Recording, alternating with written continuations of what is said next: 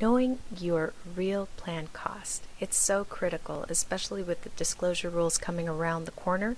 More and more plan sponsors are becoming aware of this liability over their shoulders on a personal level, but also needing to know what resources are available in order to have a fair assessment that will enable them to understand if such costs are reasonable.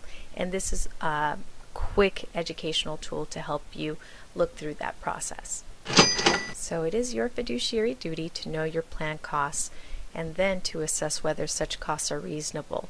So one of the things that we've been providing is a free cost assessment report, typically about 20-30 pages long, but this is a very simplified version of helping you understand what goes on behind the scenes. And from a high level, you can see that there are internal costs, administrative soft and hard dollars, and all of these typically are embedded, 99% of them are embedded within the mutual fund lineup. Now, having said that, when you do your 5500, you're not looking at all of these fees, and when you are, it's really not a fair assessment of what they entail, where the money's going, and does it justify the service cost. So this is a great tool for you to be able to see where all these dollars are flowing to. 12B1 fees are the revenue sharing. These are the dollars behind the scenes that will typically pay your broker, the marketing costs involved with shelving these mutual funds into your vendor platform, as well as administrative costs. If you use an outside administrator, there are other revenue sharing costs involved there, or your record keeper if it is the same vendor. Then there is typically a very high level with this, especially if you're using an annuity product or an insurance product that also includes a wrap fee, and typically that won't even show through your cost assessment unless you use this. So the soft and hard dollars are finder's fees, as well as other non-disclosed dollars that you need to know on a per participant basis. Now here's a sample of a large plan, and when I say large, you know, everything is relative in terms of assets in under management within a particular plan. So many times I find that the smaller plans complain that they don't have any leverage because they're so small, and that's not true. I've been able to work with a variety of plans, from startups to very large ones, and I can tell you, you as a fiduciary, regardless if it's $1 or $200 million, are under the same personal liability, and you have to have some tools to be able to leverage these and be able to negotiate back with your vendors. You are the boss. You are negotiate on behalf of your participants, because these dollars are their dollars, and that's really key for plan sponsors to understand and negotiate on behalf of their participants. So a $228 million plan with a stated 78 weighted expense ratio on the top, on the surface, looks pretty good. When you start dividing it up is where you actually start seeing where it makes sense and where it may not make sense. Now, on the left-hand side of the columns is what your provider is receiving, whereas on the right-hand side of the columns is what the mutual fund lineup managers are receiving. So typically, just to make the math simple, it would be around 50-50. In this case, the mutual fund managers are taking about 57% of those costs embedded within the fund lineup, whereas the service provider, your 401k provider, is taking the rest, your 43% of that. What does that mean? And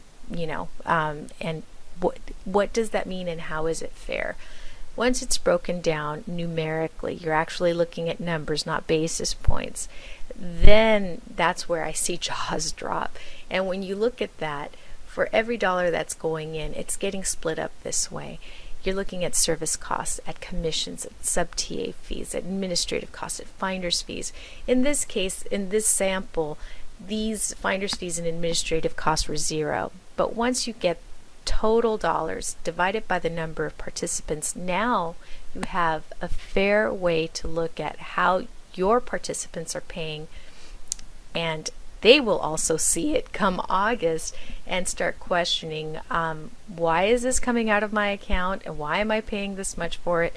And you will be able to explain and show that you've done your due diligence or not.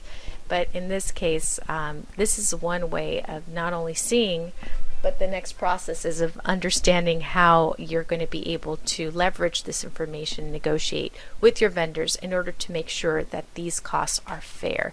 And we absolutely help our clients through this process. So by creating a report that actually allows you, the plan sponsor, to look at costs not only on a plan administrative service level, but on a participant service level, as well as any third party and communication, and there's a variety of costs that you would like to look at from your consultant, your record keeper, your services. Everything is benchmarked, so you could look at what your peers are paying versus what you're paying, and also whether it makes sense. So this is a key piece of the information as an investment committee for you to have and use to be able to lower your liability as you understand the costs. The report is simple to read, and we help you, if you choose us, to level these plan fees for you, eliminate some of them, and help provide assistance in this process. We provide this report completely free as a means to see if there's any excesses that we're able to deliver back to you and your participants. So we want to make sure that we can add value and demonstrate our capabilities and prove ourselves to you. Now, there's no strings attached.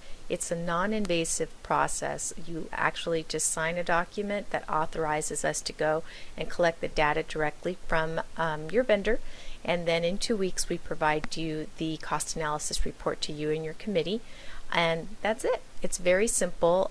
Technology is wonderful that allows us to do this, but truly we just want to be able to help you, be a resource, and if in the end you do see the value behind hiring co-fiduciaries like ourselves, then we'd be happy to share with you our service model at that point. So please let us know. I'd be happy to put this together